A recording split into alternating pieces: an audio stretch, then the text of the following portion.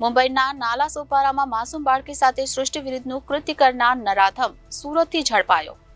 મુંબઈના નાલા સોપારામાં માસૂમ બાળકી સાથે સૃષ્ટિ વિરુદ્ધનું કૃત્ય કરી આરોપી નાસી ગયો હતો, જેથી મુંબઈ પોલીસ તપાસ ચલાવતી હતી, પરંતુ આરોપી ભાગીને સુરત આવી ગયો હતો, જેથી સુરત પોલીસે આરોપીને ઝડપી લઈને મુંબઈ પોલીસને સોંપ્યો હતો. મુંબઈમાં 7 વર્ષની બાળકી જોડે સૃષ્ટિ વિરુદ્ધનું કૃત્ય કરનારા નરાધમની સુરતથી ધરપકડ કરવામાં આવી છે. મુંબઈ નાલા સોપારા ખાતે માસૂમ બાળકી જોડે બનેલી ઘટનામાં આરોપી સુરતથી ઝડપાયો હતો.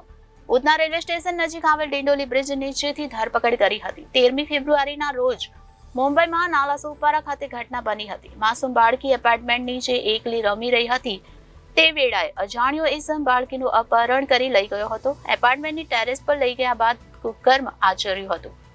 બાળકી બૂમાબૂમ કરી મૂકતા આરોપી ભાગી છૂટ્યો હતો. મુંબઈના મીરા ભાઈદર આચોડે પોલીસ સ્ટેશનમાં ગુનો નોંધાયો હતો, જે ગુનામાં ફરાર આરોપીને ઝડપી સુરત ક્રાઇમ બ્રાન્ચે ગુનાનો ભેદ ઉકેલી કાઢ્યો હતો. આરોપીનો કબજો મુંબઈ ક્રાઇમ બ્રાન્ચ યુનિટ 2 ને સોંપવામાં આવ્યો હતો. આરોપી બગાવત શંકર મારવાડી જૂના કપડા લે વેચનું કામ કરે છે. વધુ તપાસ મુંબઈ ક્રાઇમ બ્રાન્ચને સોંપવામાં આવી છે. Reporter Arvind Rathod, Janadesh news, Surat.